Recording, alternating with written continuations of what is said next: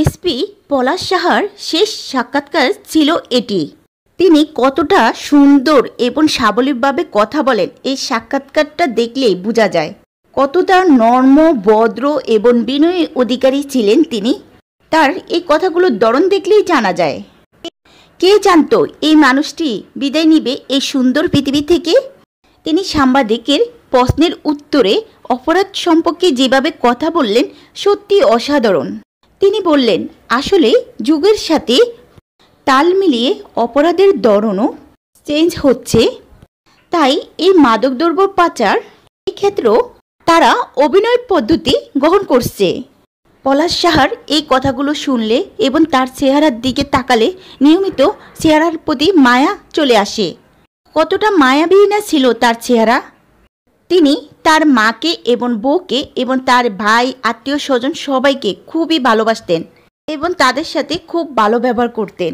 সবাই তার নামে প্রশংসার পঞ্চমুখী। আত্মীয় স্বজন, পাড়া প্রতিবেশীরা সবাই বলছে পলাশ সাহার মতন ছেলে হয় না। সে খুব কষ্ট করে আজকে এই পর্যন্ত এসেছে। তার এই সফলতার পিছনে ছিল তার অনেক অনেক কষ্টের ফল। কিন্তু এত সুন্দর একটি সাধারণ মনের মানুষ পারিবারিক কলহের জেরে পৃথিবীর মায়া ত্যাগ করে চলে গেল।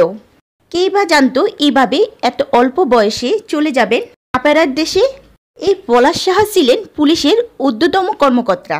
নাম, যশ, খ্যাতি, অর্থ, সম্পদ কোনো কিছুই যেন কমতি ছিল না তার। পলাশ সাহা এতটাই নিরুপায় ছিলেন যে মা জন্ম দিয়েছেন বলে মাকে কিছুই বলতে পারেননি সে। আর বউকে ভালোবাসে বিদায় বউকে সবসময় বুঝিয়ে গিয়েছে পলাশ। মা ও স্ত্রীর এই ঝামেলা সহ্য করতে না পেরে এই দুনিয়ার মায়া ত্যাগ করলেন। অন্যদিকে আর মাসখানিক পরেই তিনি সাফল্যের আরেক ধাপ শীর্ষে পৌঁছাতেন। তিনি এসপি থেকে হয়ে যেতেন এডিশনাল অফিসার। কত সুন্দর সম্ভাবনার ক্যারিয়ার ছিল তার। প্রচুর মেধাবী ছিলেন এই পলাশ সাহা। 2 বার বিসিএস ক্যাডার দিয়ে সুপারিশ প্রাপ্ত হয়েছেন তিনি। পলাশ সাহা ছিলেন অনেক নর্ম এবং ভদ্র একটি ছেলে, যে কিনা সবার সাথে হাসি মুখে কথা বলতেন। বিয়ের পরে তার জীবনটা এলোমেলো হয়ে যায়। নিজের কষ্টটা বুঝতে দেয়নি মা এবং বউকে। মা ও বউকে শাসন না করে নিজের কষ্ট নিজেই বুকে চাপা দিয়ে রাখতেন। তাদেরকে বুঝতেই দেননি তার মনের ভিতর এত মানসিক চাপ চলছে।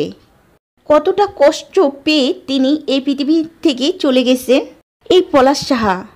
মৃত্যুর আগে মাকে সব সম্পত্তি দিয়ে গেছেন তিনি, আর বউকে দিয়ে গেছেন স্বর্ণ।